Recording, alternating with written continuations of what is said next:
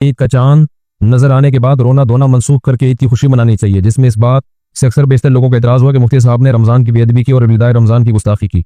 मेरे एक ऑफिस के कुलीग ने कहा कि इस पर बहुत बहस की, तो इसका कहना है कि जब ईद का चांद नजर आता है तो लैलतुल जायजा शुरू हो जाती है। लैलतुल जायजा में जितने भी बुजुर्गान दिन गम मनाया करते थे क्या, जबकि मुफ्ती साहब ने इसका कॉन्सेप्ट ही खत्म कर दिया, यानी बुजुर्गान दिन गम मनाते थे। भाई ये जो लैलतुल जायजा है ना, ये कोई सही हदीस नहीं है इस बारे में कि ईद की रातें इबादत की रातें। इस बारे में रिवायात तो है मगर कोई मुस्तनद रिवायात नहीं है। बाज़ लोग कहते हैं इमाम तिरमिजी ने उस हदीस को हसन कहा है, तो उस पर बड़ी हमारे लंबी चौड़ी तहकीक है। इमाम तिरमिजी बाज़ दफ़ा तसामुहन ज़ईफ़ हदीस को भी हसन कह देते हैं, तो इमाम तिरमिजी के हसन या सही कहने की बड़ी वैल्यू है, उसमें तो दो राय नहीं है। ऐसा नहीं कि इमाम तिरमिजी किसी को सही कह रहे हो तो आप कहने सही एतबार नहीं, लेकिन बाज़ दफ़ा वो दूसरे दलाइल से साबित हो जाता है कि ये हदीस मजबूत नहीं है। तो ये जो ईदैन की रातों की इबादत का मसला है ना, ईदैन की रातों की इबादत, इसमें अगरचे बहुत से हजरात इसके कायल है कि ये इबादत की रातें हैं, लेकिन सही मजबूत बात अगर आप देखना चाहते हैं तो इस बारे में कोई मजबूत रिवायत नहीं। अच्छा, बाज़ लोग कहते हैं फजाइल में ज़ईफ़ हदीसें भी चलती हैं। बिल्कुल, फजाइल में ज़ईफ़ हदीस बयान करने में कोई हर्ज नहीं है, लेकिन वो फजीलत जो पहले से सही हदीस से साबित हो। मिसाल के तौर पर फर्ज नमाज की फजीलत कुरान से भी साबित और हदीस से भी। तो अब अगर फर्ज नमाज की फजीलत में कोई ज़ईफ़ हदीस भी बयान कर दी जाए तो कोई हर्ज नहीं है, क्योंकि एक अमल पहले से साबित है।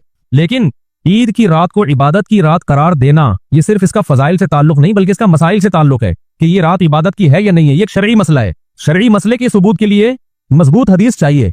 एक बात तो ये हो गई। दूसरी बात ये कि ये जो ईदैन की रातों को इबादत की रात कहा जाता है ना, तो शरीयत का एक और उसूल है कि अगर कोई हदीस किसी मुत्तफ़क़ुन अलैह उसूल से टकरा रही है और वो उसूल भी कुरान और सुन्नत से मजबूत दलाइल से साबित है, तो फिर उस हदीस को कबूल करने में और ज्यादा एहतियात से काम लिया जाएगा, क्योंकि एक उसूल से टकरा रही है। उसूल क्या है कि रमजान जब खत्म होता है ना, तो अगले ही दिन क्या शुरू हो जाता है, ईद का दिन।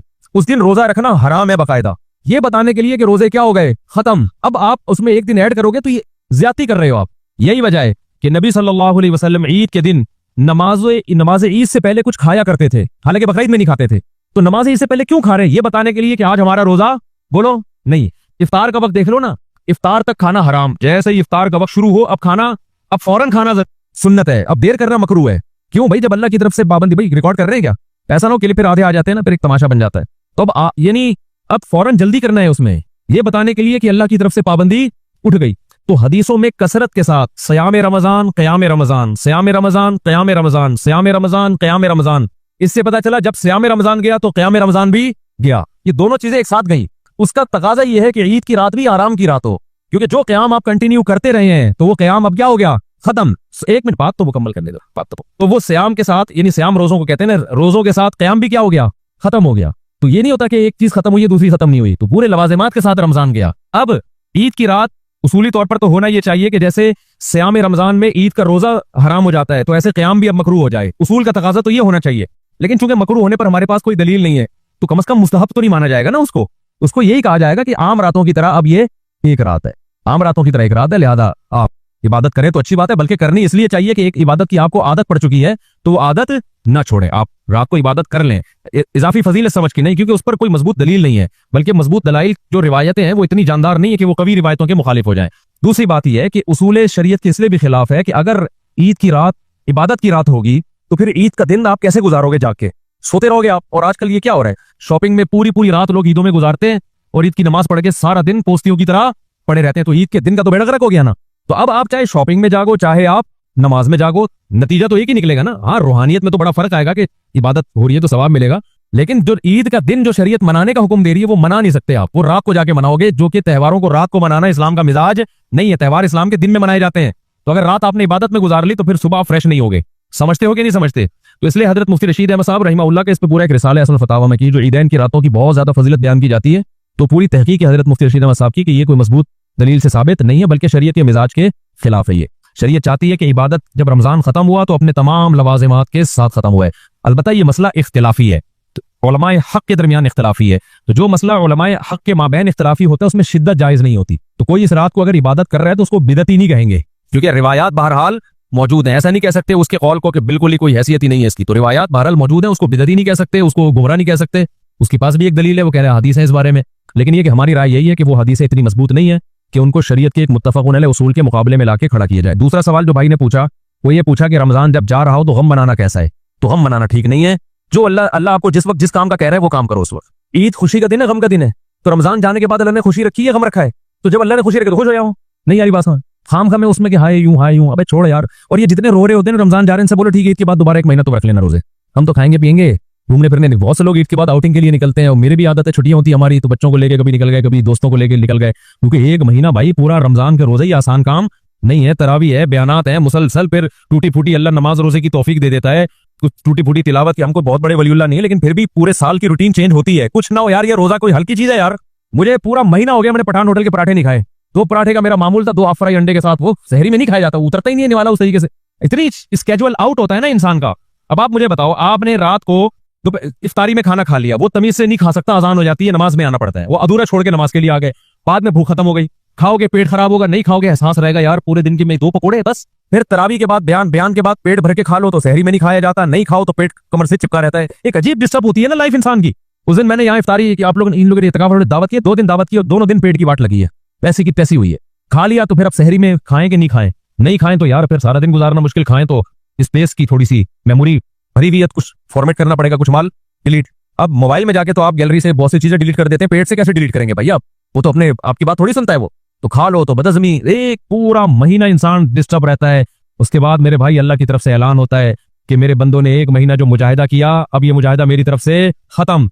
और कैसी प्यारी दुआ नबी ने सिखाई इफ्तार के वक्त, रहब वमा, प्यास चली गई, वह बतल्लतिल उरूक, रगे तंग तर हो गई, वह सबतल अजर इंशाअल्लाह, और अल्लाह ने जो अजर रखा है रोजेदार के लिए वो हमारे मुकद्दर में लिख दिया गया। तो जब रमजान जाता है तो अल्लाह हम जैसे ठीक है, मोहब्बत अपनी जगह है रमजान से, कुछ ना कुछ रमजान जाने का एक नेचुरली गम भी होता है इंसान को, एक बरकतें थी वो खत्म हो रही हैं, लेकिन अल्लाह उस गम को मनाने की इजाजत नहीं दे रहा। एक होता है गम का नेचुरली होना, जाहिर है रमजान से भी तो मोहब्बत तो होती है ना, छूटता है तो गम तो होता है ना। इत्तिकाफ में कितनी रौनक है, तरावी में कितनी रौनक होती है, ये एक नेचुरल है, ये हो जाए कोई हर्ज नहीं है। इसको मनाना नहीं है, मनाना ईद को है। अबे क्या हो गया, अगर इसको मनाने की इजाजत होती तो फिर ईद थोड़ी होती। फिर अल्लाह कहता है अब रमजान जब जाएगा तो अगला दिन रोने पीटने में गुजरना चाहिए तुम्हारा, हाय हाय चला गया, हाय हाय हाय हाय क्या हो गया, हाय हाय। अल्लाह मियां ने कहा सुबह नहा धो के तैयार हो के आओ, और लितुकब्बिरुल्लाह अला मा हदाकुम व लअल्लकुम तशकुरून। अल्लाह ने कहा जब रमजान के रोजे गुजर जाएं तो अल्लाह की किबरियाई बयान करो और अल्लाह का शुक्र अदा करो। तो जब रमजान गुजरता है तो हम ये सोच के कि अल्लाह ने हमें 30 दिन के या 29 दिन के रोजों की तौफीक दी, अब वो टेंशन भी खत्म, अब तमीज से टाइम पे उठेंगे, पराठे दोबारा से फोड़ेंगे, तो ये अल्लाह की तरफ से आजादी मिल रही है भाई। और ये ऐसी नेमत है कि 1 महीनों के रोजों का अजर भी अल्लाह ने अपने हमाल में लिख दिया। तो फबिज़ालिका फल्यफ़रहू, भाई हम तो इस पे क्या होंगे, खुश होंगे। हम जैसे नालायकों को अल्लाह ने, मैं तो बहुत खुश होता हूँ कि अल्लाह मुझ जैसे नालायक को तूने 1 महीना रोजे की तौफीक दे दी। आम दिनों में रखे दिखाओ यार 1 महीना, 15 दिन नहीं, 10 दिन नहीं रखे जाते, 1 हफ्ता नहीं। नफली रोजे का इंसान सोचता है कि कल रखूंगा, और सोचते सोचते 6 महीने गुजर जाते हैं, उसके बाद जाके कहता है पता नहीं मुनासिब रहेगा कि नहीं रहेगा मुला। तो अल्लाह ने तौफीक दे दी। आम दिनों में नवाफिल पढ़ना कितना मुश्किल है, 20-20 रकतें पढ़ने की तौफीक मिल जाती है। तो गम होता है, फिर भी मैं बता रहा हूँ रमजान छूटने का अपना गम होता है, लेकिन मनाना गम नहीं है, मनानी क्या है, खुशी है, क्योंकि अल्लाह कह रहा है खुश हो जाओ। और जो गम हो रहा है ना वो भी इसलिए हो रहा है कि जा रहा है रमजान, और पता है कि आप 1 साल से पहले नहीं आएगा। अगर कोई कान में आके कहते हैं कि तुझे इतना गम हो रहा है, तेरे लिए फरिश्ते ने आके एक अलग से पैकेज दिया कि अगला महीना फिर तेरा रमजान है, फिर देखो बेहोश हो जाएंगे टेंशन से, अबे ये क्या हो गया यार, फिर 1 महीना, ये तो जा रहा है ना, तो गम खाली पीली का गम में कोई मसला नहीं। लेकिन अगर अल्लाह मियां कह दें, हजरत ईसा अलैहिस्सलाम आ जाएं और वो कहें कि वो अब तो शरीयत चेंज नहीं हो सकती, एक फर्जी मिसाल दे रहा हूँ कि ख्वाब आ जाए उसको कि भाई तू अब 1 महीना रख ले, तेरे लिए रमजान नहीं किया, वही सवाब मिलेगा। आदमी कहेगा भाई अल्लाह बहुत हो गई, ठीक है ना, बहुत ज्यादा हो गया, 1 महीना बहुत है। वो एक आदमी जो है ना बार बार मौत की दुआ मांग, जैसे लोग मांग रहे होते हैं ना टेंशनों में कि यार इस जिंदगी से तो मौत ही बेहतर है, टेंशनों में होते हैं ना लोग, लेकिन अगर उसको मौत के फंदे पे ले जाओ फिर देखो क्या करेगा। तो अक्सर मैं लतीफा सुनाता रहा हूँ कि एक आदमी दुआ मांगता था, ए अल्लाह इस जिंदगी से तो मौत ही बेहतर है, मौत। एक दिन दरख्त के नीचे दुआ मांग रहा था, किसी को शरारत सूझी, दरख्त के ऊपर चढ़ के उसने फंदा बना के फेंका नीचे ना, फंदा नहीं होता फांसी का फंदा, फिर भी दुआ मांग रहा है अल्लाह जिंदगी से तो मौत ही बेहतर है, ऊपर से आहिस्ता आहिस्ता फंदा आ रहा है नीचे। ये देख के हैरान हो गए, ये क्या है अल्लाह। ऊपर से आवाज आई, ए मेरे बंदे मैंने तेरी दुआ सुन ली है, तू इसमें अपना सर दे, मैं तुझे ऊपर उठा लूंगा। तो ये कहता है या अल्लाह यहाँ तो कोई मजाक भी नहीं कर सकता। तो जितने रोने पीटने की महफिलें चल रही है ना रमजान गुजरने पे, इनको कान में आके बोल दो कि 1 महीना अल्लाह मियां ने रमजान बढ़ा दिया, तो फिर पता क्या कहेंगे, अल्लाह हम तो मजाक कर रहे थे, हम क्या कर रहे थे, हम तो मजाक कर रहे थे। अब 1 महीना कौन दोबारा सहरी में उठेगा भाई। ईद की नमाजें होनी तो चाहिए शहर में 1 या 2 हो जाएं या 3 हो जाएं या 4 हो जाएं, हर मस्जिद में ईद की नमाज हो रही है। अरे क्या इतनी हमें हिम्मत नहीं है कि मैं अपनी नमाज छोड़ के दूसरे मौलवी साहब के पीछे ईद की नमाज पढ़ लूं। मैं बोलूं भाई सारे मजमा कहाँ जाएगा, बोलो वहां नमाज पढ़ेगा। मैं जब पंजाब में था ना, मैंने 1 महीने इमामत की, तो ईद का दिन आने वाला था, तो उन्होंने मुझे कहा कि मस्जिद की इंतजामिया ने ईद की नमाज कब होगी। मैंने कहा देखो थोड़ा सा उर्ली जानिब मस्जिद के इमाम हैं, वो भी ईद की नमाज पढ़ाते हैं, तो हमें क्या जरूरत है हम यहाँ ईद की नमाज पढ़ाएं। एक बड़ा इज्तिमा होना चाहिए ना ईद में, तो ईद में तो कम से कम इतना कर लें कि ये जो हर मस्जिद में ईद की नमाज हो रही है इसको खत्म करके शहर में 2 बड़े इज्तिमा कर लें, 3 कर लें। तो मैंने कहा सबसे पहले मैं इसके लिए कुर्बानी देता हूँ, मैं ऐलान करता हूँ मेरी मस्जिद में ईद की नमाज नहीं होगी, मेरे सारे नमाजी फला मौलवी साहब के पीछे नमाज पढ़ेंगे। समझ में नहीं आ रही बात। ताकि ऐसा ना उस मौलवी साहब को जब हम पैगाम भेजें तो वो कहें अच्छा मेरे वालों को अपने पास ला रहे हैं। ठीक है, मैंने कहा ऐसा नहीं है, हम अपने वाले कहाँ भेजेंगे, बोलो उधर भेजेंगे। एक नमाज हो, बड़ा इज्तिमा हो, लेकिन कमेटियां नहीं मानती। यहां भी मैंने शुरू में जब मैं आया तो इसकी कोशिश की कि हमारी मस्जिद में ईद की नमाज बोलो ना हो, बल्कि हम कहें तो हबीबिया में हो जाए या उधर हो जाए, हम भी वहीं जाएंगे। एक बड़ा इज्तिमा हो, ऐसी जगह हो जहां खुला मैदान हो। ईद की नमाज तो मस्जिद में वैसे ही मकरू है, नबी हमेशा मैदान में ईद की नमाज पढ़ते थे। मस्जिद में ईद की नमाज उजर से पढ़ी है, बारिश वगैरह के उजर से, वरना नहीं पढ़ी। वजह इसकी यह है कि ईद की नमाज शायर इस्लाम में से है, मुसलमानों का बड़ा दिन है। तो अल्लाह कहते हैं ऐसे खुले मैदान में बड़े बड़े इज्तिमा करो, पूरी दुनिया देखे कि आज मुसलमान कैसे अल्लाह का शुक्र अदा करते हैं, गैर मुस्लिम भी देखे। और हम बंद कमरों में पढ़ रहे होते हैं, लेकिन इंतजामिया का कहना यह होता है कि चंदा नहीं होगा। क्या नहीं होगा? अगर हम वहां पढ़ेंगे तो यहाँ जो चंदा होता था वो बोलो नहीं होगा। तो मैं नहीं पढ़ाऊंगा तो किसी दूसरे से पढ़वा लेंगे, तो जो पढ़ी है तो फिर हम ही पढ़ा दें। क्या ख्याल है भाई? यानी वो तो इज्तिमा तो हो नहीं रहा ना। तो इतने हमारे ज़र्फ छोटे हैं कि हम दूसरों के पीछे ईद की नमाज पढ़ने के लिए भी तैयार नहीं है। ये तो हमारे हालात हैं यार, कि भाई हम कहें भाई जो खुले मैदान है वहां जाके पढ़ेंगे, मस्जिदों में नमाज बंद करो इसको। जहां मैदान है, जिस मौलवी साहब के करीब में कोई मैदान हो ना, तो उस मौलवी साहब से कहा जाए आप पढ़ाएंगे, हम सब वहां पहुंचेंगे। ईद की नमाज में भी छोटे छोटे 4-4 आदमी भी लेके लोग खड़े हुए होते हैं। ठीक है, 4-4 आदमी, कोई ईद की नमाज है? कंधार में जब उधर हुकूमत थी अफगान तालिबान की, तो पूरे शहर में एक ईद की नमाज होती थी। और जो उलमा गए हैं वो बताते हैं इतना बड़ा इज्तिमा होता था, फिर ऊपर से ना वो जेट तैयारे भी घूमते थे नमाज वो, और इस्लाम की एक ताकत और शौकत को दिखाया जाता था। और जो मुल्क का सरबरा है वो आके ईद की नमाज पढ़ाया करता था। ये एक शायर इस्लाम में से है। तो इतने छोटे हर आदमी अखबल तरीके से छोटे छोटे ईद के इज्तिमा कर रहा है कि मेरे नमाजी वहां ना जाए, ठीक है ना, चारों बल्ले इनको मैं खींच के रखूं। और ये सारा सेटअप चंदों की वजह से होता है। मस्जिदों के मसारिफ पूरे नहीं होते तो ये हिसाब किताब होता है। ज़ाहिर चंदा होगा, चंदा नहीं, वरना चंदा नहीं होता। भाई ये जो ईद की नमाज है ना, इसके बारे में लोग बहुत पूछ रहे हैं कि अगर गवर्नमेंट की तरफ से मस्जिदों में क्राउड पर पाबंदी हो तो क्या हम अखबल तरीके से घर में ईद की नमाज पढ़ सकते हैं? घरों में ईद की नमाज जायज नहीं है, ना जुमा जायज है ना ईद की नमाज जायज है। क्योंकि जुमा और ईद की नमाज के लिए बेसिक शर्त जो फुकहा बयान करते हैं वो है इज़्ने आम, खुली इजाजत हो। आप घर में अगर जुमा पढ़ें, दरवाजा खोलने सबको आने की इजाजत है। और लोग कहते हैं इसकी दलील क्या? भाई इसकी दलील ये कि जुमा और ईद ये शायर इस्लाम में से है, ये बंद कमरों में नहीं होता। इससे जुमे और ईद की वैल्यू खत्म हो जाती है। जैसे नबी सल्लल्लाहु अलैहि वसल्लम के दौर में गांव में कभी जुमा नहीं हुआ। मदीना के इर्द गिर्द के जो गांव के लोग थे वो जुमा आके पढ़ते थे, कहाँ? मदीना में। गांव में नहीं कायम किया, क्योंकि ये शायर इस्लाम में से है ना। तो अब ये कैसी इजाजत है कि नबी के दौर में गांव के लोग शहर में आके पढ़ रहे हैं और यहाँ शहर के लोग अपने अपने घरों में बंद होकर पढ़ रहे हैं?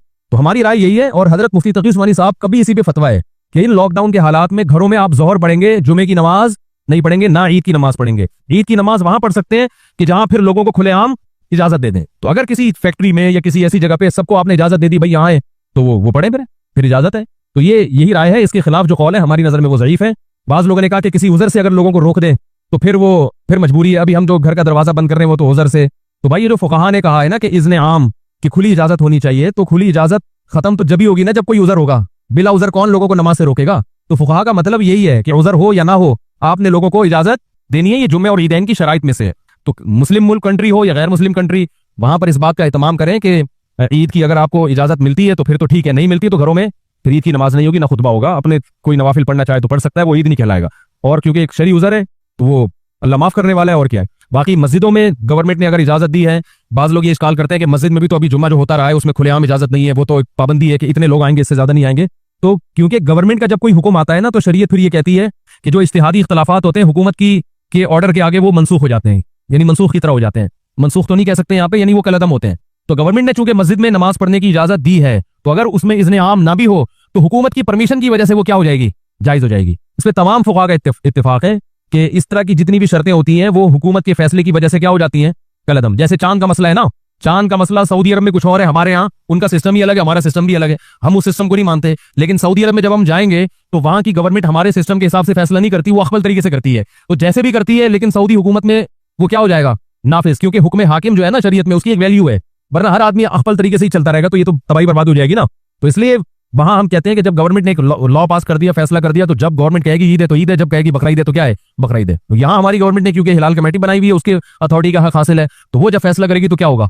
अभी देखो ना, 4-5 साल पहले हमने बता दिया था कि 30 रोजे मुकम्मल होंगे। 5-6 साल पुरानी बात है, बल्कि इससे भी ज्यादा। फल्कियात वाले कह रहे थे चांद कहीं भी नजर नहीं आएगा, 30 रोजे पक्के टक्के। तो हिलाल कमेटी ने ऐलान भी नहीं किया कि कल ईद है, और 30 रोजे हो गए, तरावी भी हो गई, हमारी मस्जिद में बयान शुरू हो गया। एकदम रात को 10:30 बजे इत्तला आई कि कल क्या है? ईद है। हिलाल कमेटी ने अपना फैसला वापस ले लिया। अब हमारा मीटर तो घुमा था कि चांद कहीं दूर दूर का भी नामो निशान नहीं, पता नहीं नजर कहां से आ गया। लेकिन बहरहाल हमने भी क्या किया है? ईद मनाई है। क्योंकि अब अपनी राय में मुसल्लत करूंगा, भाई मैं इस फैसले को नहीं मानता, हमारे जामे तो रशीद भी नहीं मानता, तो भाई जामे तो रशीद कोई गवर्नमेंट थोड़ी है। तो गवर्नमेंट की तरफ से जो कमेटी है, हिलाल कमेटी अथॉरिटी, हुकूमत की तरफ से उसको हासिल है। तो जब हुकूमत कोई फैसला करती है तो वो फैसला आपकी राय पर मुकद्दम होता है। हाँ, जब तक 100% शरीयत के खिलाफ ना चले। वो गवर्नमेंट अगर ये फैसला कर दे कि इस दफा ईद सिरे से होगी नहीं, ठीक है ना, रमजान ही चलता रहेगा, या 30 के बाद 31 रोजे भी होंगे, ये 100% क्या है, गलत है, इसमें इख्तिलाफ राय की गुंजाइश है ही नहीं। तो जो ऐसा फैसला जिसमें इख्तिलाफ राय की कोई तुक बनता ही नहीं है, गुंजाइश ही नहीं है, वहां या गवर्नमेंट शराब को हलाल कर दे, वो थोड़ी होगा। इसी तरह गवर्नमेंट ने तो 4 शादियों पर पाबंदी लगाई है, तो ये पाबंदी शरीयत में क्या है, गलत है। आप छुप के कर सकते हैं, छुप के निकाह करो, तो बिल्कुल जायज है। तो ये क्योंकि कुरान में साफ लिखा हुआ है, तो ये इख्तिलाफी मसला थोड़ी है। वो अलग बात है कि इसके बाद इख्तिलाफी मसाइल ही शुरू होंगे। 4 शादियां करना इस्लाम में बिल इत्तिफाक जायज है, लेकिन ये ऐसा इत्तिफाक है कि जैसे ही करोगे इख्तिलाफात शुरू है। बाद इत्तिफाकी मसाइल में इख्तिलाफात बहुत हैं, तो खैर, तो इसलिए वो इज़्ने हाकिम की वजह से उसकी मस्जिद में इजाजत है। तो घरों में अखबल तरीके से ना ईद पढ़ सकते हैं और ना जुमा। एक आखिरी बात यह कि अगर किसी आलिम की राय हो कि नहीं पढ़नी चाहिए, तो आप उसकी राय को फॉलो करें, मगर फिर तानो तशनी ना करें। क्लिप बना के इधर मेरा क्लिप लगा दिया, इधर दूसरे मौलाना साहब ये कुछ और कह रहे हैं, वो कुछ और कह रहे हैं, इससे फड्डेबाजी के अलावा कुछ भी हासिल नहीं होता। भाई हमारे ये दलाइल हैं, और मुफ्ती आजम हजरत मुफ्ती तकी उस्मानी साहब वो बहुत बड़े मौके हैं, उनकी भी ये राय है। तो दलाइल के उनकी तो एक और भी दलील उन्होंने दी है कि अगर इस तरह से लोगों को जुम्मे की और ईद की इजाजत दे दी जाए तो जुम्मा और ईद की वैल्यू लोगों की नजर में खत्म। आइंदा जब क्राउड पे पाबंदी जब हटेगी ना, तो भी जिसको जुम्मा लेट हो रहा होगा वो बेगम को कहेगा, बेगम अपने मामू को बुला लो, चचा को बुला लो, इधर ही जुम्मा पढ़ लेते हैं। इसका यानी सियासी नुकसान भी है, समझ रहे हैं ना। जुम्मा पढ़ने में इतना ताखिर हो रही है, तो चलो यार उधर 2-4 बच्चों को खड़ा किया, खुतबा याद करना कौन सा मुश्किल है, देख के पढ़ लेंगे खुतबा, तो जुम्मे की वैल्यू भी खत्म हो जाएगी इससे। तो जुम्मे का एक बुनियादी मकसद है कि क्राउड हो। वैसे ही 1.5 ईंट की मस्जिदें हमारे यहाँ होलसेल के हिसाब से बन रही हैं, तो जब इस तरह हर घर में शुरू हो जाएगा तो वो भी होगा कि यार आज थोड़ा लेट हो गए। शुरू में तो ये होगा कि आज थोड़ा लेट हो गए तो हम घर में ही पढ़ लेंगे। उसके बाद ये होगा कि लेट नहीं भी हो तो हम जब घर में हो रहा है तो ये मौलाना साहब की तकरीर जाके क्यों सुने, इनके मुंह से खुतबा क्यों सुने। वैसे भी मौलाना साहब से मस्जिद में नमाजियों को इख्तिलाफात तो होते हैं ना, अभी तो मजबूर हैं कि यार जैसे मर्जी है जुम्मा पढ़ना है, जाके क्या करें, बाद में जाके जो मर्जी कर लें। लेकिन जब जरा से इख्तिलाफ होंगे, मौलाना साहब हर जुम्मे में 4 शादियों पर बात करते हैं, लिहाजा हम अपना जुम्मा अलग पढ़ाएंगे, तो ये शुरू हो जाएगा हिसाब किताब, ठीक है ना। जरा से इख्तिलाफ पे अभी पाबंदी है, भाई नहीं हो सकता, जिसने आना है मस्जिद आए, नहीं तो बस खत्म। तो ये मुफ्ती तकी उस्मानी साहब दामद बरकातुम की राय है कि ये सियासतन भी क्या है, नुकसानदेह। लेकिन फिर भी अगर किसी आलिम की राय है, वो मुसर है कि नहीं घर में, तो कोई उन आलिम को फॉलो करता है तो ठीक है। लेकिन एक तो उलमा का एहतराम करें, एक दूसरे पे कीचड़ ना उठा ले। अगर कोई आलिम ही कहते हैं नहीं घर में ईद पढ़ सकते हैं, जुमा पढ़ सकते हैं, तो बहरहाल वो आलिम है तो काबिल एहतराम है। आप उनकी राय से अगर इख्तलाफ करते हैं तो भी काबिल एहतराम, इत्तिफाक करते हैं तो भी काबिल एहतराम। ये इतना बड़ा मसला नहीं है घर में जुमा या ना होना या होना, लेकिन उलमा की शान में गुस्ताखियां या बदकलामियां या ये इस तरह की चीजें, ये ज्यादा हेडेक है, तो ये सही नहीं है। वलौ बसतल्लाहु रिज़्क़ लिइबादिही लबगौ फिल अर्ज़, अल्लाह अगर सबको मालदार बना देता ना, जमीन में सरकशी बढ़ जाती, सब मेरे नाफरमान हो जाते। तो इसलिए दौलत एक फजीलत है, लेकिन जब शुक्र की तौफीक मिले, और शुक्र आसान काम नहीं है, तो इसलिए जिसको अल्लाह ने गरीब बनाया वो शुक्र अदा करे कि भाई मेरे जहन्नम में जाने के चांसेस क्या है, कम है जहन्नम, और मेरा हिसाब भी हल्का होगा। गरीब आदमी का हिसाब क्या होगा बेचारा, उससे अल्लाह पूछेगा कहां से कमाया, कहां खर्च हो गया, अल्लाह इतनी मुश्किल से दिहाड़ी मिलती थी, उस पर भी ताने मिलते थे तो थोड़े बहुत उसमें भी आराम हुआ होगा, वैसे ही माफ हो गया होगा तानों की वजह से। और खर्च कहाँ किया, खर्च यही किया कि वो कभी कभार वो सूखी रोटी खरीद ली, भूसी टुकड़े वाले से रोटी खरीद लिया करते थे। कोई हिसाब ही नहीं है। हिसाब होगा वो जो बड़े बड़े बैठे हुए हैं ना, दुनिया में कितना मुश्किल हिसाब है ना, $5 अरब का हिसाब दो, तो यहाँ तो वकील हो रहे हैं, ये हो रहा है वो हो रहा है, वहां बड़े बड़े लोग चौड़े में आएंगे कि 5 अरब तो दुनिया को पता था, बाकी तो अल्लाह को असल पता है कि कितने कमाया और कहाँ खर्च किया, कमाया कैसे ये भी हिसाब देना पड़ेगा, खर्च कहाँ किया ये भी हिसाब देना पड़ेगा। तो बहुत मुश्किल। तभी हदीस में आता है कि दौलतमंद लोग गरीबों से 500 साल के बाद जन्नत में जाएंगे, 500 साल के बाद उनका बहुत लंबा हिसाब किताब होगा। तो जिसको अल्लाह ने जो बना दिया उस पर शुक्र अदा करे, अलबत्ता कोशिश करे। मैं कहता हूँ गरीबों की 2 किस्में होती हैं, एक जो अल्लाह की तरफ से गरीब होते हैं, एक जो अपनी हमाकतों से गरीब होते हैं। हमाकतों से गरीब मत बनो। हमाकत क्या है, सुस्ती, काहिली, कोई प्लानिंग ही नहीं है, बैठा हुआ है बस, तो ये अपनी हमाकत से, इसकी अल्लाह की तरफ निस्बत नहीं होगी कि अल्लाह ने मुझे गरीब बनाया है। भाई अल्लाह ने जो आपको सलाहियत दी है वो तो आप इस्तेमाल ही नहीं कर रहे। हाँ, आप पूरी सलाहियतों को इस्तेमाल करो, फिर भी अल्लाह आपको गरीब रखे, तो ये किसने बनाया है, ये अल्लाह ने बनाया, इस पे अजर भी मिलेगा। उलमा कहते हैं कुरान और सुन्नत ही से ये बात साबित है। एक साहब मेरे बयान पे एतराज करने लगे, उलमा के अकवाल सुना रहे होते हैं, कुरान और सुन्नत नहीं सुनाते। तो उलमा जो सही उलमा है ना, वो कुरान और सुन्नत ही का निचोड़ बयान कर रहे होते हैं। कुरान भी तो सुनाता है ना पैगंबरों के इरशादात, लुकमान अलैहिस्सलाम के वाकयात, लुकमान अलैहिस्सलाम की नसीहतें। अब इंसान कहे अल्लाह लुकमान अलैहिस्सलाम की नसीहत बता रहे हैं, अल्लाह अपनी नसीहत ही खुद कर दे। अल्लाह ये क्यों कह रहे हैं कि लुकमान ने अपने बेटे को ये नसीहत की, अपने बच्चे को ये नसीहत की, अपने बच्चे को ये नसीहत की, तो इंसान कहे अल्लाह लुकमान अलैहिस्सलाम को दरमियान में लाने की क्या जरूरत है, तू खुद कहते कि अपने बच्चों को यूं कहा करो। बहुत मुश्किल है बात समझाना भाई, बहुत मुश्किल है समझाना। अल्लाह ये भी तो कर सकता है ना कि देखो सूरह लुकमान में आता है वइज़ क़ाल लुकमान लिब्निही व हुवा यइज़ुहु, उस वक्त को याद करो जब लुकमान ने अपने बेटे को नसीहत की और ये अल्फाज कहे।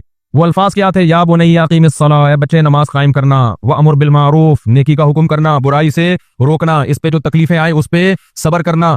एक नेकी अगर तू पहाड़ की कहीं खाई में बैठ के भी करेगा ना, किसी गार में भी, वो अल्लाह निकाल के ले आएगा, बुराई भी ले आएगा, नेकी भी ले आएगा। तो छुप के कभी बुराई ना करना कि कोई देख नहीं रहा है, तो अल्लाह बजाय लुकमान अलैहिस्सलाम को दरमियान में लाने के अल्लाह खुद कह देते कि ऐ लोगों, हम तुम्हें नसीहत कर रहे हैं कि अपने बच्चों को यूं कहा करो तुम। आज बहुत लोग खाम खाम में फंटर बनने की कोशिश कर रहे होते हैं।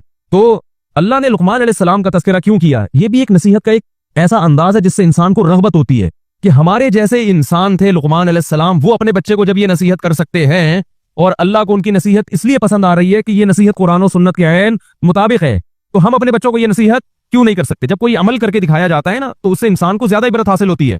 तो इसी तरह दरमियान में उलमा के हवाले दिए जाते हैं, ये अल्लाह की भी सुन्नत है, अल्लाह के नबी की भी सुन्नत है, लेकिन आलिम का ऐसा कौल नकल किया जाएगा जो कुरान और सुन्नत के खिलाफ ना हो। कुरान और सुन्नत से उसकी तायीद हो रही है, तो बाज़ दफा बराह रास्त आयतें पेश की जाती है, बाज़ दफा उस बुजुर्ग का हवाला दे दिया जाता है, बुजुर्ग ये फरमा रहे थे, इस पे अलग तरह से असर होता है इंसान के ऊपर।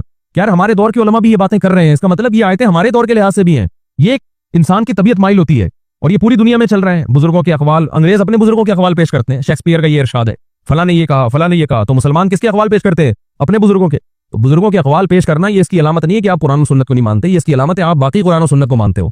हाँ, ऐसा कॉल जो कुरान और सुन्नत के अगेंस्ट हो वो तो रद्द कर देना चाहिए। तो क्या कह रहा था मैं, वो कॉल ही भूल गया। ये लोगों को मसले हैं ना लोगों के साथ।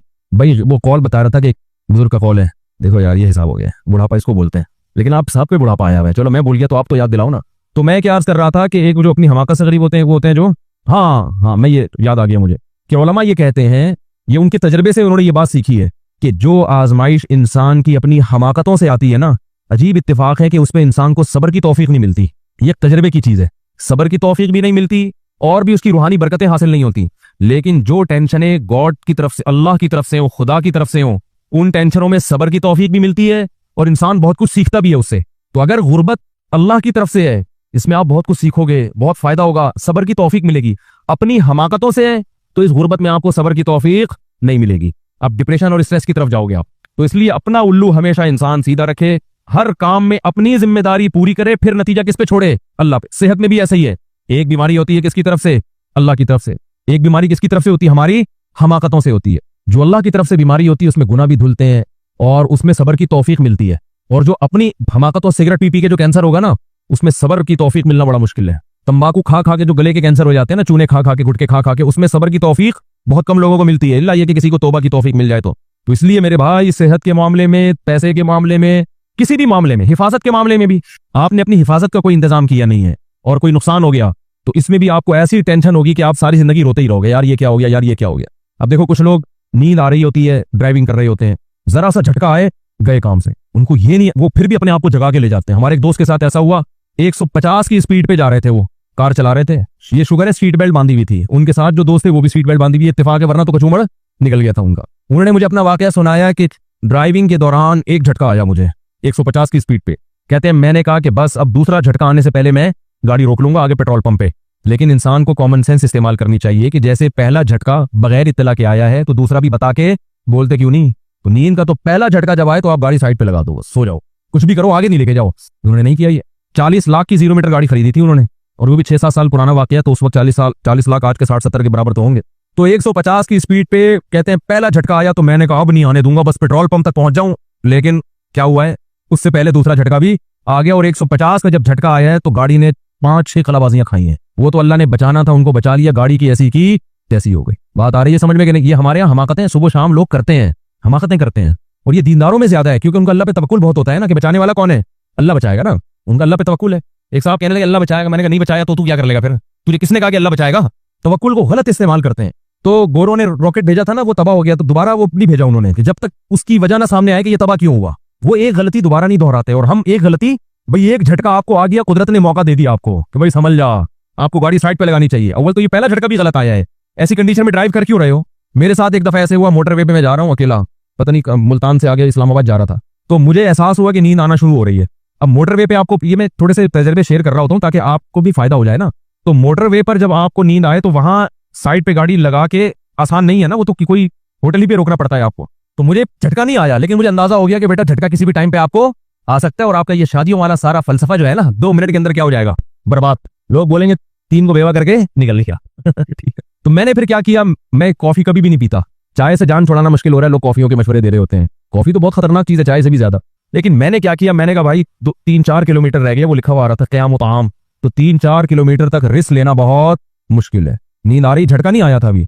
तो मैंने क्या किया, जोर जोर से ना मैं नज़में पढ़ना अपनी आवाज में शुरू कर दी मैंने, मुझे अगर कोई उस वक्त देखता तो बोलता ही मुफ्ती साहब पागल हो गए। यही होता है 3 करने के बाद इंसान का हाल। वो ये बोलते ऐसे में चीख चीख के शायरी पढ़ रहा हूं ना, बसा लेना किसी को दिल में दिल ही का कलेजा है, पहाड़ों को तो बसाता है जलकर तू। कोई बात नहीं, आप पागल बन जाओ थोड़ी देर के लिए, ये उस जब 4 दफा लुढ़कोगे ना उससे बेहतर है। वैसे तो गाड़ी के शीशे बंद थे, लेकिन अगर कोई बैठा हुआ होता देख लेता तो बोलते हैं ये क्या हो गए मुफ्ती साहब, पागल हो गए हैं। ऐसे चीख रहा हूं मैं वहां जोर जोर से, तो मैं इतना जोर जोर से चीखता रहा हूं और बिल आखिर में क़यामत आम तक अल्हम्दुलिल्लाह चीख चीख के पहुंचा हूं। इसके अलावा मेरे पास कोई ऑप्शन था नहीं। वहां जाके मैंने बेइंतहा कड़क सी कॉफी पी है, इसलिए कि अब तो बड़ी मुसीबत से बचने के लिए छोटी मुसीबत ना, कॉफी भी नुकसानदेह मगर इतनी तो नहीं कि गाड़ी कलाबाजियां खा जाए आपकी, ठीक है ना। फिर मैंने वो कॉफी पी और थोड़ा सा, और जब आदत ना हो ना कॉफी पीने की तो असर भी बहुत ज्यादा करती है। फिर उसके बाद हम आराम से तमीज से मकाम तक पहुंचे। तो आप अपनी हिफाजत का भरपूर इंतजाम करो, फिर भी अगर एक्सीडेंट हो जाए तो अल्लाह की तरफ से। वो किसकी तरफ से है? वो अल्लाह की तरफ से। हमारे यहाँ तो ज्यादातर आपकी तरफ से हो रहे होते हैं, और खाते में किसके डाल रहे होते हैं कि अल्लाह का यही मंजूर था, हजरत की हड्डियां टूटनी थी, अल्लाह को यही मंजूर था, हजरत का कीमा बनना था ट्रक के नीचे आके, यही मंजूर था अल्लाह को। तो अल्लाह को ये मंजूर नहीं था भाई, तुम्हें ये मंजूर था, तो अल्लाह ने कहा चलो तुम ऐसे ही जब चाहते हो चलो आ जाओ, स्टिकर बन जाओ ट्रक के नीचे आके, जब तुम खुद चाहते हो, ठीक है ना। जब तुम खुद चाहते हो कराची के ट्रक के नीचे आके स्टिकर बनना, यही होता है ना, स्टिकर बन जाता है आदमी। कराची के जो इतने बड़े बड़े वो डारे होते हैं, तो ड्राइविंग में एहतियात नहीं है और अल्लाह भला कर फिर भी हो जाते हैं एक्सीडेंट, वो अल्लाह की तरफ से। ना सेहत के मामले में एहतियात है ना जनाब। नबी सल्लल्लाहु अलैहि वसल्लम तो फरमा रहे हैं कि रात को चिराग को गुल करके सो, बंद करके सो, क्योंकि चूहा बाज दफा वो चिराग गिरा देता है, गिराएगा तो आग लग जाएगी कहीं, हालांकि चूहा आने का इम्कान कितना कम है, फिर उसका चिराग के पास से गुजरने का, फिर अगर गिरा भी दे तो गिर के बुझ जाएगा। चादर तो चिराग से दूर होती है, लेकिन नहीं भाई, वो खिसका के भी ले जा सकता है उस तरफ को, कुछ भी कर सकता है। इस इम्कान की बेस पे भी कभी रात को अब आग की आपको जरूरत क्या है, तो पूरी रात क्योंकि आग जली होगी, आप गाफिल होकर सो रहे होगे, जागती हालत में बहुत कुछ हो सकता है। तो इतनी एहतियातें, कुरान क्या कह रहा है, खुदू हिज़्रकुम, अपने बचाव को लाजिम पकड़ो, अपने बचाव की तदबीरें करो। तो हमारे यहाँ तवक्कुल का ऐसा गलत मफहूम है कि अल्लाह की पनाह है, खुद भी मर रहे हैं दूसरों को भी मार रहे हैं। शुगर का मरीज 3-3, 6-6 लड्डू खा रहा है कि मौत जिंदगी किसके हाथ में है? अल्लाह के हाथ। तो यकीनन अल्लाह के हाथ में है, और इसी तरह अल्लाह के हाथ में कि जो लड्डू खाएगा अल्लाह उसको क्या करेगा? मारेगा। क्योंकि अल्लाह के हाथ में है ना, तो अल्लाह ने कहा कि मेरे हाथ में तुझे मैं नहीं छोड़ूंगा, तुझे तो मैं मारूंगा। तू शुगर का मरीज होकर क्या कर रहा है? लड्डू खा रहा है तुझे, तो अल्लाह तो मारते हैं उसको फिर। तो बहुत ज्यादा इन चीजों में एहतियात की जरूरत है। खैर, तो मैं जो असल बात की तरफ आके बस बात को समेटता हूँ। आज मेरा गला भी काफी बैठा हुआ है, थोड़ी सी तबीयत, गला जो है ना वो खराश है, तो मैंने सोचा था बहुत मुख्तसर बयान करूंगा आज। तो अल्लाह की नजर में अगर आप दावत के काम में मालदारों को ज्यादा फोकस कर रहे हो, गरीबों को कम, तो इसका मतलब क्या है कि आपकी दावत में इखलास नहीं है। हाँ, ये अलबत्ता एक जरूर है कि कौम के किसी ऐसे लोगों पर मेहनत करना कि एक आदमी के सुधरने से पूरा इदारा सुधर जाता है, इस नीयत से अगर कोई बड़ों पर मेहनत कर रहा है और उसकी तबीयत में लालच नहीं है, तो ये सिर्फ जायज नहीं बल्कि सुन्नत भी है और वक्त की जरूरत भी है। जैसे बाज़ उलमा बड़े बड़े हुक्मरानों के पास हमेशा से जाते रहे हैं कि भाई ये एक आदमी सही हो गया तो नीचे पूरी कौम। जैसे आप सल्लल्लाहु अलैहि वसल्लम ने जो है वो हिरकल बादशाह को खत लिखा, बादशाह को फोकस किया ना, अब पूरी कौम के पास अलग अलग जाके दावत देते, हर एक को लाखों करोड़ों खतूत लिखते, तो आपने फरमाया भाई बादशाह सही हो जाएगा तो पूरी राया क्या हो जाएगी? सही हो जाएगी। तो अब ये नहीं कहेंगे अच्छा बादशाह तो चूंकि पैसे वाला है तो हमारे नबी उसको फोकस कर रहे हैं, नहीं भाई, नबी का कोई इसमें जाती मफाद नहीं था। तो इसी तरह अरब के सरदारों को अलग से आप सल्लल्लाहु अलैहि वसल्लम ने भी दावत दी है, लेकिन आपकी दिल की नीयत में लालच नहीं होनी चाहिए आपकी। और इसमें भी शर्त यह है कि तलब वाले को पहले तरजीह देनी पड़ेगी। अगर कोई गरीब आपके पास आता है जो सीखना चाहता है, तो आप उसको छोड़ के मालदार के पास नहीं जा सकते, क्योंकि इस्लाम ये कहता है कि जो पहले सीखने की ख्वाहिश रखता है उसका हक पहले, क्योंकि तो बचना चाहता है। आप क्लिनिक खोल के बैठे हैं, एक पेशेंट आपके पास इलाज कराने आता है, दूसरा पेशेंट आपको डॉक्टर मानता ही नहीं है, जो इलाज कराने आ रहा है उसका इलाज कर नहीं रहे, और जो आपको सिरे से डॉक्टर ही नहीं मानता उसके घर बेल बजा बजा के आप क्या कर रहे हैं? उसको टीका लगाने की कोशिश कर रहे हैं। तो पहले भाई इसका हक पहले है ना, इसका हक तो पहले है। इस्लाम भी ये कहता है कि जो आपसे सीखने के लिए आ रहा है उसका हक पहले। हमारे नबी सल्लल्लाहु अलैहि वसल्लम बहुत ज्यादा गुरबा और मसाकीन सहाबा का ख्याल किया करते थे। अब्दुल्लाह इब्ने उम्मे मक्तूम रजी अल्लाह तआला अन्हु गरीब भी थे, नाबीना भी। जब वो आते ना मजलिस में, आप उनके इस्तकबाल में खड़े हो जाते। क्यों? इसलिए कि एक दफा अब्दुल्लाह बिन उम्मे मक्तूम रजी अल्लाह तआला अन्हु नबी की महफिल में आए, तो आपको नाराज हो गए आप सल्लल्लाहु अलैहि वसल्लम कि भाई मैं अरब के सरदारों को लेके बैठा हुआ हूं और ये मेरी महफिल में आके ये अब मेरी तवज्जो अपनी तरफ कर रहे हैं, और मुझे यहां से क्या, इन लोगों को तो इतनी मुश्किल से मैंने बिठाया, ये जो दौलतमंद लोग हैं, लेकिन अल्लाह को इस पे क्या आया? अल्लाह ने नाराजगी का इजहार किया। अबसा व तवल्ला अन जाअहुल अमा, कि नबी के चेहरे पे सलवटें आ गई, नबी ने रुख फेर लिया, इस बेस पर कि एक नाबीना आपके पास आया। तो अल्लाह ताला क्या कर रहे हैं? हमारे नबी सल्लल्लाहु अलैहि वसल्लम को तंबी कर रहा है कि आपने उन नाबीना के साथ नागवारी का इजहार क्यों किया? आपकी दावत तो तमाम इंसानों के लिए है, सरदार और गरीब का फर्क इसमें नहीं है। वमा युद्रीका लअल्लहु यज़क्का, आपको क्या पता वो आपसे नसीहत सुन के हिदायत पर आ जाता, वो तो सीखने के लिए आया है। और ये जिन लोगों को लेके आप बैठे हुए हैं अरब के सरदारों को, अंत लहू तसद्दा, ये तो मुस्तगनी है, ये तो सीखना चाहते नहीं है, लेकिन आप इनकी हिदायत के प्यासे हैं। क्या अजीब तंबी है ना। लेकिन इस तंबी के बाद क्या हुआ? जिंदगी भर जब भी अब्दुल्लाह बिन उम्मे मक्तूम आए, आप उनके इस्तकबाल में खड़े हो गए और उनका ऐसा इकराम किया, फरमाया हादल्लज़ी आतबनी फीही रब्बी, ये है वो शख्स जिसकी वजह से मेरे रब ने मुझे डांटा है। इताब का लफ्जी तर्जुमा डांटना है। मेरे रब ने मुझे इनकी वजह से क्या किया है, डांटा। ये अल्लाह की नजर में इनका इतना बड़ा मकाम है। हमें कोई किसी की वजह से डांट पड़े तो हम कहेंगे इसकी वजह से हुई मेरी, हम तो ये कहेंगे ना मेरी बेइज्जती करवाई थी इस आदमी ने। दिल में नफरत आएगी ना। लेकिन नबी के दिल में अल्लाह ने जब तंबी की, इताब किया, तो नबी सल्लल्लाहु अलैहि वसल्लम क्या कर रहे हैं, इकराम कर रहे हैं। तो इससे बहुत अहम बात पता चलती है, ये दीन की दावत देने वालों के लिए बड़ी आजमाइश है भाई, बड़ी आजमाइश कि सबको कैसे लेके चलना है इक्वल। इसलिए हमारे हजरत फरमाया करते थे, हमारे हजरत की महफिल में भी गरीब ज्यादा थे, हालांकि हमारे हजरत खुद बहुत मालदार थे। इतना पैसा था हमारे हजरत के पास, नोटों की गड्डियां जमीनों से जब आमदन आती थी ना, ऐसे गड्डियां रखी भी होती थी, गाड़ी बड़ी लशपश किस्म की, कपड़े और खुराक ऐसी खानदानी। जब भी हम घर जाते थे ऐसी टाइट खुशबुएं आ रही होती थी किचन से, बहुत हाई फाई खुराक थी हजरत की। सेब खाते थे निहार मुंह, पाकिस्तान में खत्म होता टोरंटो से मंगवाते। वो आया था ना स्पेन का नाश्ता, तो हमारे हजरत के सेब जिस मुल्क में, यानी उस फल का मौसम यहाँ खत्म हो गया ना, तो हजरत ऑर्डर देते थे जिस मुल्क में वहां से मंगवाओ। समझ में आ रही है बात? इतना बड़ा सेट देखा आपने, यहाँ सेब नहीं है तो टोरंटो से मंगवाओ भाई, वहां से आएगा सेब। सेब नाश्ते में खाना है, हाफ बॉयल अंडा खाना है, सेब खाना है, बादाम खाने हैं, खुराक भी अच्छी। और घर का अंदर, घर अपना जाति नहीं बनाया क्योंकि कहते थे मुसाफिर खाने अपना घर बना के क्या करना है, तो जो घर था उसी को बड़ा खानदानी किस्म का डेकोरेट किया हुआ था। एसी में रहते थे हर वक्त। किसी डॉक्टर ने कहा एसी में रहना सही नहीं है, तो फरमाया मेरी जान भी एसी में ही निकलेगी, ठीक है ना। देखिए मशवरे, ठंडी ठंडी हवाएं आ रही हैं, आप हमें गर्मी में तो, और वाकई एसी में ही हजरत का इंतकाल हुआ है। तो ऐसी खानदानी खुराक रखी हुई, लेकिन जो साथ उठने बैठने वाले, उनमें गरीबों की फहरिस्त, रक्शे वाले, जूड़िया बाजार में वो कंधे पे बोरी पे माल लोड करने वाले। हम हैरान होते, इतने बड़े सेठ हैं, लेकिन मुरीदों में ज्यादातर, कुछ तो थे बड़े हाई फाई, लेकिन ज्यादातर कौन लोग थे, गरीब गुरबा, रक्शे वाले, टैक्सी वाले, मोची, ये लोग ज्यादा आते थे। क्योंकि हजरत का बयान इतना कड़क होता था कि डिफेंस वाला ठहरता ही नहीं था वैसे भी उसको हजम भी नहीं होता था डिफेंस वाले वहां ठहरना उनके लिए बहुत मुश्किल था, ऐसा कड़क बयान। जब हजरत का पहला दौरा हुआ ना अमेरिका का, तो लोगों ने यहाँ बातें बनाना शुरू किया, असल में अभी जामे तो रशीद बन रहा है ना, तो चंदा भी तो आखिर चाहिए ना, तो इसलिए कहाँ जा रहे हैं, अमेरिका जा रहे हैं। हालांकि हजरत अमेरिका बयानात के लिए गए थे, चंदे के लिए नहीं गए थे। मेरा भी लंदन का सफर था जब 5-6 साल पहले, तो किसी ने वहां मुखबरी कर दी ये लंदन आ रहे हैं चंदा मांगने के लिए, तो वो पता नहीं जिसने इन्वाइट किया था ना मुझे, उसको कान में भर भरा के वो सफर ही रुकवा दिया। हालांकि मेरा कतन कोई चंदा मांगने का प्रोग्राम न लंदन में था ना हांगकांग, जहां जिन मुल्कों में भी गया हूं, अभी तक मेरा कोई सफर चंदे के लिए बोलो नहीं हुआ। बल्कि उल्टा बहुत से सफरों में अपना खर्चा खर्च कर, अपने पैसे खर्च करके जाते हैं हम। और हमारे बार बार बताता हूं, बयान के कोई पैसे नहीं होते, ये भी बहुत से, क्योंकि बहुत से हाँ पैसे बंधे हुए होते हैं कि इस मुल्क जा रहे हैं तो इतने पैसे, वहां से एक बयान के इतने पैसे। लोग पूछ रहे होते हैं मुफ्ती साहब आपको हम फला मुल्क में बुलाना चाहते हैं, आपके चार्जेस कितने हैं। तो ये लोगों को एक मैं इसलिए बता रहा हूँ कि लोग पता नहीं उलमा को क्या समझते हैं। एक हमारे दोस्त थे, मुझे अंदरूनी सिंध बुलाया बयान के लिए, तो मेरे दोस्त ने भी कहा चलो आपके साथ चलता हूँ। मैंने कहा चलो बड़ी अच्छी बात है। उनके अब्बा थे वकील, तो उन्होंने अपने अब्बा को बताया मुफ्ती साहब के साथ मैं जाना चाहता हूँ। उनके अब्बा ने कहा बिल्कुल जरूरत नहीं है आपको जाने की। उन्होंने कहा क्यों भाई? उन्होंने कहा मुफ्ती साहब को तो पैसे मिल रहे हैं, तुम्हें क्या मिल रहे हैं? क्योंकि वकील थे ना वो, तो हर चीज को उसी हिसाब से, फ्री में कौन जाएगा भाई। तो मुझे उन्होंने आके बताया, मैंने कहा भाई कोई पैसे वैसे नहीं मिल रहे। तो फिर उन्होंने अपने अब्बा को बताया, अब्बा मान ही नहीं दे रहे। अब्बा कह रहे फ्री फुकट में क्यों जा रहा है?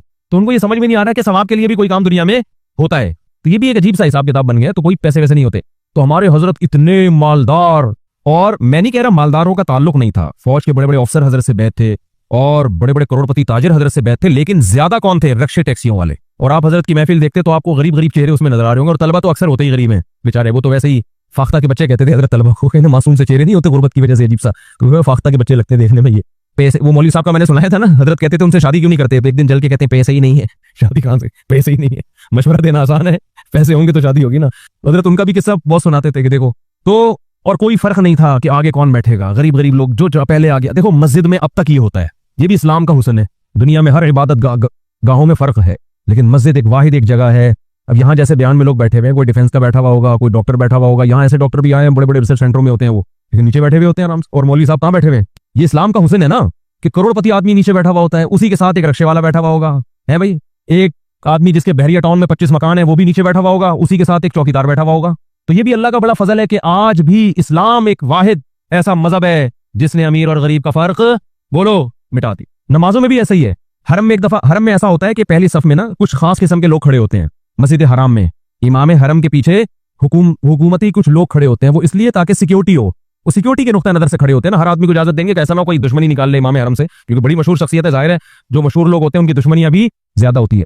तो हमारे हजरत वहां का एक दिलचस्प वाकया सुनाया करते थे कि मैं सऊदी अरब गया वहां हज उम्रा करने ना, तो हरम में ना एक बद्दू, एक आम आदमी तो उनसे बहस नहीं कर सकता, अरबी बहस कर सकता है, तो एक बद्दू इमाम हरम के पीछे आके खड़ा हो गया। बद्दू नहीं, देहाती जो अरबी होते हैं, इमाम हरम के। हजरत उसका बड़ा मजे ले लेके वाकया सुनाते थे उसकी सादगी पे ना। तो वो इमाम हरम के पीछे जब आके खड़ा हुआ है, तो शुरतों ने उसको हटाया, इसलिए नहीं कि तुम देहाती हो या तुम गरीब हो, इसलिए नहीं, सिक्योरिटी के नुक्ते कि भाई यहाँ मखसूस लोग खड़े होंगे हरम, इमाम हरम की हिफाजत के पेश नजर। जैसे हमारे हजरत की सिक्योरिटी बहुत सख्त थी, तो हजरत के दाएं बाएं हर एक को खड़े होने की इजाजत नहीं थी, खतरा होता है ना, कोई कोई भी हमला कर दे, तो उसमें खास तलबा थे, उनको था कि आप लोग यहाँ खड़े होंगे और एक लाल कारपेट बिछा दिया था कि इस कारपेट पे गैर मुतल्लिका अफराद नहीं आ सकते, वो सिक्योरिटी के नुक्ते नजर से। तो वहां भी सिक्योरिटी के नुक्ते नजर से ये शर्त है कि इमाम हरम के पीछे चंद मखसूस लोग खड़े होते हैं। तो वो देहाती पहले आगे बैठ गया, अब उसको शुरते हटा रहे, हट जा। तो देहाती क्या कहते हैं शुरतों से, गुल ला इलाहा इल्लल्लाह, गुल कहते हैं ना, वो कलमा पढ़ो ला इलाहा, इनको शुरतों को समझा रहे हैं। क्या मतलब, ये अल्लाह का घर है, यहाँ ये फर्क नहीं है कि पहली सफ में कौन और दूसरी, जो पहले आ गया वो पहली सफ में बैठेगा। तुम जो अल्लाह के घर में गरीब आदमी, वो तो बेचारा किसी और उसमें लेके जा रहा था, गरीब को पीछे हटा रहे हो, हुकूमती बंदे को आगे लेकर आ रहे हो, वो या तुम शिर्क कर रहे हो, तुम कलमा पढ़ के दोबारा इस्लाम कबूल करो, ठीक है ना। अब वो शुरता कह रहे हैं मैं इसको हटा रहा हूं और मुझे क्या पढ़ा रही है, गुल ला इलाहा इल्लल्लाह, गुल ला इलाहा इल्लल्लाह। हजरत वहां बैठे हुए देख रहे थे, हजरत को बड़ा अच्छा लग रहा था उसका ये मंजर ना, कि इस देहाती आदमी को अल्लाह ने कितनी अकल दी है कि भाई हरम में अगर अमीर गरीब का फर्क किया या सरकारी और गैर सरकारी का फर्क किया, ये तो क्या है, अल्लाह के साथ गोया के शिर्क है। अल्लाह के साथ तुम इनको शरीक कर रहे हो, यानी अल्लाह इतना बड़ा, तुमने भी इनको भी बड़ा बना दिया, यहाँ तो सब एक जैसे हैं। तो वो शुरता भी हैरान कि इसको को कैसे समझाऊं मैं भाई, ये तो इसको तो ईमान और कुफर का मतलब है। वो शुरता फिर हटाए, वो कह रहा है कुल ला इलाहा इल्लल्लाह, कलमा पढ़ के इस्लाम, उसको काफिर बना दिया शुरते को। फिर पता नहीं वो हटा के नहीं हटा, मुझे लग रहा है वो नहीं हटा होगा, वो तो इसको ईमान और कुफर का मसला बना रहा है, वो तो फिर मुर्तद होने के हकम जारी कर देगा उसके ऊपर। तो इस्लाम का हुस्न है कि इबादत गाहों में कोई फर्क बोलो नहीं रखा, सब एक ही सफ में, एक ही सफ में खड़े होते हैं। मस्जिदों में नहीं है कोई, हाँ जहां कोई फर्क है तो वो गलत है। बाज दफा ऐसा होता है, चंदा सेठ साहब ने ज्यादा दिया हुआ है, उनके लिए दुआएं, एक मस्जिद में मैं नमाज पढ़ रहा था तो दुआ का स्टाइल इमाम साहब, या अल्लाह वसीम भाई के तमाम गुनाहों को माफ फरमा, उन्होंने इतना मस्जिद में पैसा दिया है, अल्लाह सलीम वसीम में अपनी तरफ से नाम दे रहा हूँ, उनका असल में नाम। तो हमें सुन्नतें पढ़ते हुए हंसी रोकना हमारे लिए मुश्किल हो गया था कि यार ये तो पूरी रिपोर्ट दुआओं में पेश कर रहे हैं। भाई जिसने दे दिया बस, ठीक है, उसको थोड़े से शुक्रिया अदा कर दो, इकराम कर दो, बहुत शुक्रिया आपका, हौसला अफजाई कर दो बस। और कोई गरीब आदमी का नाम आए तो दरमियान में थोड़ा सा। तो ये है इस्लाम की दावत, कि दावत में अमीर गरीब का फर्क नहीं होगा। और एक और बात याद रखो, ये सिर्फ दाई के लिए हुक्म नहीं है, हर पहलू में ये हुक्म है। कैसे? नबी सल्लल्लाहु अलैहि वसल्लम ने फरमाया, जब तुम वलीमे की लोगों को दावत दो तो फरमाया बदतरीन वलीमा वो है जिसमें सिर्फ अमीरों को बुलाया जाए, गरीबों को ना बुलाया जाए। इस हदीस का ये मतलब नहीं है कि मोहल्ले के सारे गरीबों को आप जिनसे ताल्लुक नहीं भी उनको बुला लें। मतलब ये है कि आपके दोस्त अहबाब में कुछ अमीर लोग होते हैं और कुछ गरीब, जो आपके रिलेटिव्स हैं, रिश्तेदारों में कुछ अमीर होते हैं, कुछ बोलो ना यार गरीब। तो जब वलीमे में दावत दी जाती है तो अमीर या गरीब होने की हैसियत से दी जाती है या ताल्लुक की बेस पे दी जाती है? ताल्लुक की बेस पे ना। तो आपका ताल्लुक अगर उससे भी है तो ये क्या बात है कि उस सेठ को तो आप बुला रहे हो और दूसरे को नहीं बुला रहे। तो इस वलीमे को नबी ने क्या करार दिया? बदतरीन वलीमा, बुरा वलीमा है ये। देखो अल्लाह की नजर में कितनी अहमियत है गरीब आदमी की, कि इंसानियत की बेस पे आपने फर्क बोलो नहीं करना है। इसी तरह आपके दौलतमंद रिश्तेदार हैं, कुछ गरीब रिश्तेदार हैं, दौलतमंद रिश्तेदारों को तो बड़ा बड़ा प्रोटोकॉल दिया जा रहा है, जब वो आते हैं तो घर में बिठाया भी जा रहा है, चाय भी पिलाई जा रही है। तो आप उनका इकराम रिश्तेदारी की बेस पे कर रहे हो ना, तो यही इकराम किसको भी करना है बोलो? ये गरीब का भी करना है आपने। आपके रिलेटिव्स में कोई गरीब है तो उनको भी वही प्रोटोकॉल देना है, क्योंकि रिश्तेदारों को जो प्रोटोकॉल दिया जा रहा है वो रिश्तेदारी की बेस पे दिया जा रहा है, वो दौलत की बेस पे नहीं दिया जा रहा। लेकिन आज लोग फर्क करते हैं, बाप फर्क कर रहा होता है अपनी औलाद में, जो दौलतमंद बेटा है उससे मोहब्बत ज्यादा, जो गरीब बेटा है उससे मोहब्बत कम। बाज बापों को हमने देखा ये करते हुए। जो गरीब बेटा अगर अपनी हरकतों से है फिर तो ठीक है कि बेटा कमबख्त करता कुछ नहीं है, गुटके खाता गटर के ढक्कन में बैठा रहता है, उसको ताने देना, उसको जो है ना उसकी हौसला शिकरी करना, वो तो ठीक है क्योंकि जाहिर है कुछ कर नहीं रहा, किसी काम का नहीं है। लेकिन मेरे भाई अगर वो अपनी जिम्मेदारी पूरी कर रहा है तो रिस्क के दरवाजे किसके हाथ में है? अल्लाह के हाथ में। फिर उसमें और अमीर बच्चे में फर्क करना, मैंने तो देखा बाज नालायक होकर अमीर होते हैं और बाज लायक होकर क्या होते हैं बच्चे गरीब होते हैं। बाप उसमें फर्क कर रहा होता है, माएं फर्क कर रही होती हैं। जो पैसे वाला बेटा है उसकी हर गलती बर्दाश्त, और जो गरीब बच्चा है उसका अच्छा अमल भी अम्मा को क्या लग रहा होता है? खटक रहा होता है अम्मा को। तो जब एक अजनबी आदमी में अमीर और गरीब में फर्क करने की इजाजत नहीं है तो अपनी औलादों में अमीर गरीब की बेस पे फर्क करने की इजाजत कैसे हो गई? बहुत मुश्किल है। बहन भाइयों में फर्क करने की इजाजत कैसे हो गई? बहुत हो रहा है भाई मार्केट में। भाई जो पैसे वाला आ गया तो बैठ यार, तो हमारे साथ भी कभी बैठ जाया करो भाई साहब भाईजान।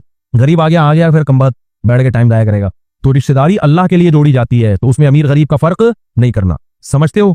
आपके क्लास फेलोज हैं तो उसमें जो है गरीब के साथ नाइंसाफी करना और अमीर के साथ को प्रोटोकॉल देना, ये अच्छा अमल नहीं है। अलबत्ता ये एक दो चीजें इसमें नोट करने की है ताकि बात मुकम्मल हो जाए। ये एक इंसानी नेचर है कि वो जिस स्टैंडर्ड का होता है ना उसकी दोस्ती फिर उसी स्टैंडर्ड के लोगों से होती है। ये बुरा अमल नहीं है। जैसे आप मालदार हैं तो अक्सर आपकी दोस्ती किन लोगों से होगी? मालदारों से होगी। ये बुरा नहीं है। इस बेस पे अगर आप मालदारों को बुला रहे हो कि मेरे दोस्ती सारे मालदार हैं तो ये गलत नहीं है। लेकिन बाज दफा ऐसे होता है कि आपकी दोस्ती किसी और बेस पे गरीब से भी हो सकती है। मिसाल के तौर पर कोई गरीब आदमी है लेकिन उसने आपका कोई काम बना दिया, आपको दोस्ती हो गई उससे। अब आप वलीमा कर रहे हो तो मालदार से दोस्ती तो माल की बेस पे थी, इससे दोस्ती किसी और बेस पर है, लेकिन है तो ना। अब आपने फर्क किया तो अल्लाह के नबी इस दावत को बदतरीन दावत करार दे रहे हैं। तो एक अलग बात है कि आम तौर पर इंसान दोस्ती उन्हीं से लगाता है जिसका जो स्टैंडर्ड होता है। ये बुरा नहीं है।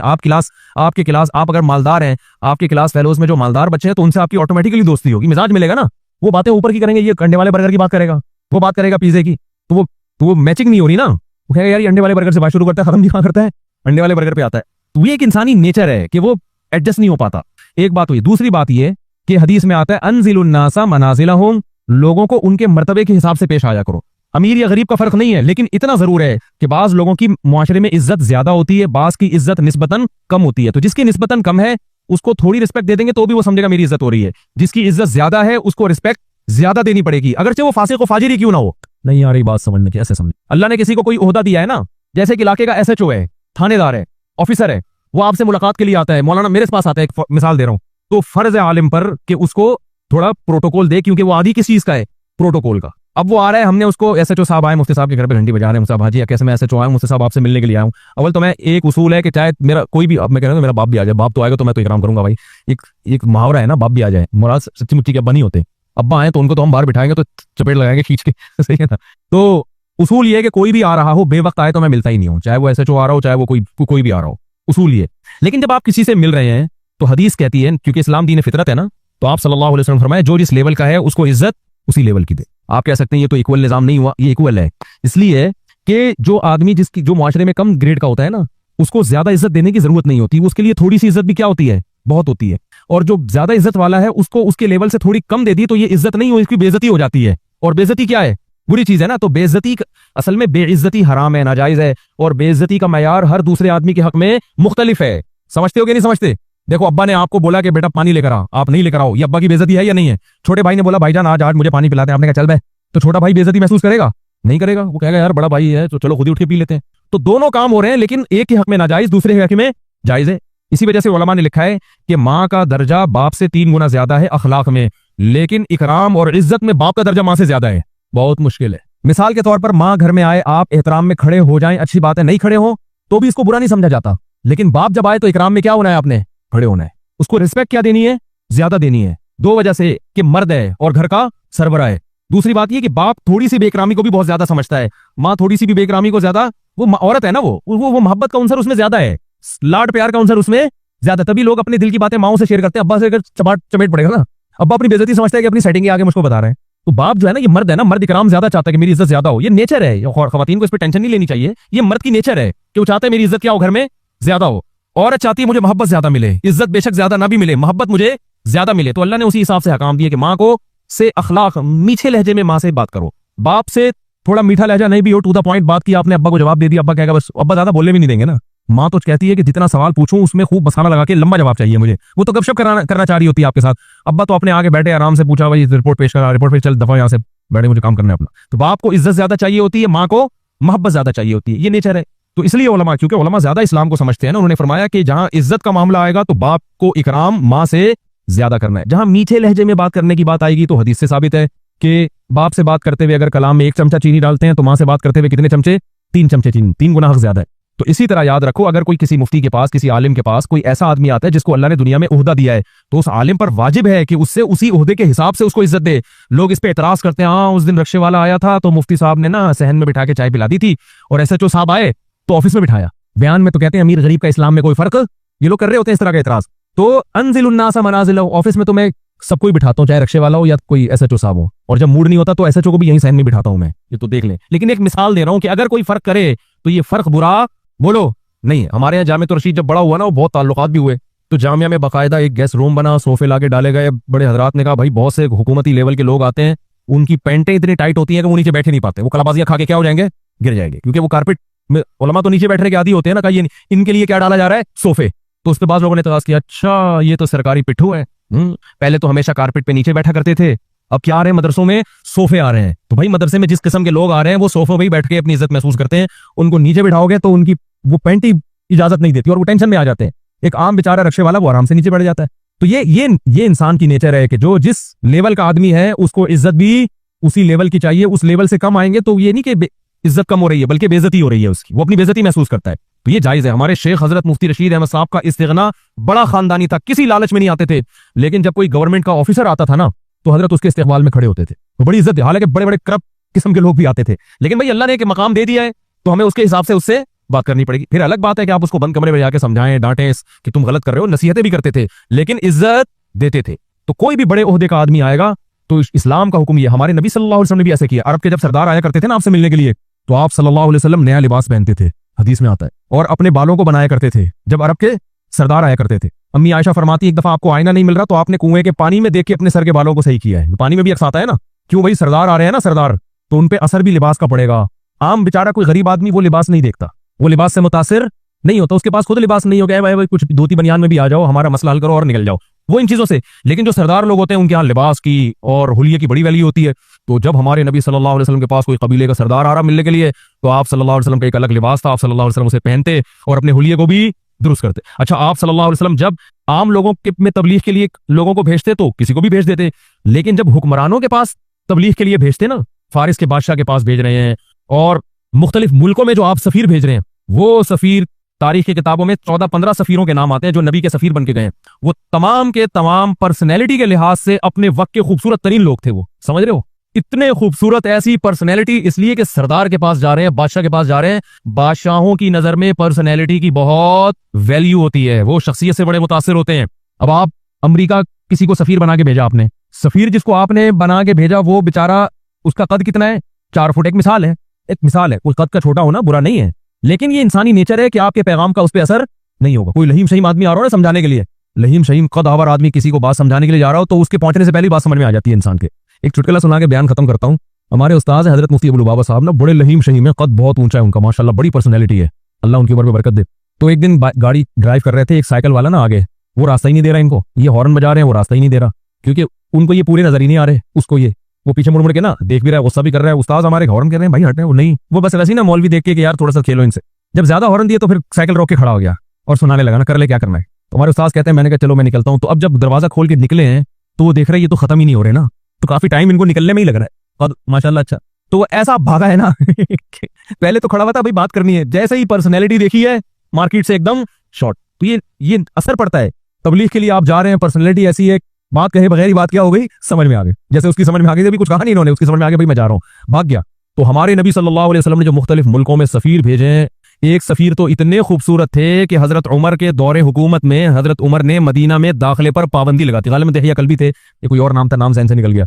नबी सल्लल्लाहु अलैहि वसल्लम ने मदीना मुनव्वरा दाखिले पर पाबंदी लगा दी। औरतें फितने में मुब्तला हो रही थी उनको देख के, ऐसी जवानी और ऐसी मर्दाना वजह थी कि आपको हजरत उमर को यह डर था मदीना में कुछ खवातीन इनको देखकर फितने में इश्क में मुब्तला हो जाएंगी, तो उनको हुक्म था मुंह छुपा के मदीना में आया करें। आप अंदाजा लगाओ, मदीना जो तकवा का शहर, उसमें उन पाकीज़ा औरतों के इश्क में मुब्तला होने का डर हो जिस शख्सियत को देख के, वो शख्सियत जब फारिस के बादशाह के सामने जाके खड़ा होकर इस्लाम का पैगाम पहुंचाता होगा तो कैसा असर पड़ता होगा कि नहीं पड़ता होगा। नहीं यार, बात तो रहने दो, जैसे चल रहे हो वैसे चलते रहो। खैर, बात मैं खत्म करता हूं। तो ये कुछ चीजें मुस्तस्ना हैं कि अगर आप किसी को, कोई आ रहा है तो उसको कम दर्जे की इज्जत दोगे तो वो कम दर्जे की इज्जत आपके लिहाज से तो इज्जत है, उसके लिहाज से क्या है, बेइज्जती है। उसको आपने धूप में खड़ा कर दिया वहां बिठा दिया, ठीक है ना। कोई भी ऐसा शख्स आया हुआ है जो एक ओहदा रखता है, उसने कभी ये बेइज्जती देखी नहीं है, तो ये नेचुरल है, ये बुरी चीज नहीं है। और ये हमारे नबी सल्लल्लाहु अलैहि वसल्लम भी अरब के सरदारों को इज्जत दिया करते थे, प्रोटोकॉल दिया करते थे। मैंने बताया अपना हुलिया तब्दील कर लिया करते थे। इसमें एक नीयत ये भी होती थी कि पैगाम से वो ज्यादा मुतासिर होंगे। तो आज लोग उलमा पे इस किस्म की बहुत उंगलियां उठाते हैं, और कि जो है ना ये लिबास पे भी उंगलियां उठा रहे हैं और गाड़ियों पे भी उंगलियां उठा रहे हैं। तो उलमा की इज्जत देके खुश हुआ करो भाई। अगर किसी आलिम के पास अच्छी गाड़ी है तो इससे ये क्या है, अच्छी बात है ना, खुश हो जाना चाहिए कि अल्लाह ताला और दे। उसमें हसद में आना, और कोई आलिम किसी हाकिम के पास जाके समझा रहा है उसको, तो कोई बुरी बात नहीं है। ये नहीं कहा करो कि ये चमचागिरी कर रहे हैं। भाई चमचागिरी जब है जब अपने फायदे के लिए मिल रहे हो, जाके उससे कोई माली मफाद लेना चाहते हो, उसको दीन पे लाने के लिए मिल रहे हो, उससे 1 रुपए का मफाद ना हो, तो ये चमचागिरी नहीं है, बल्कि ये ऐन इस्लाम की दावत है। ये तो लाजिम है पहुंचाना। अल्लाह ताला अमल की तौफीक अता फरमाए।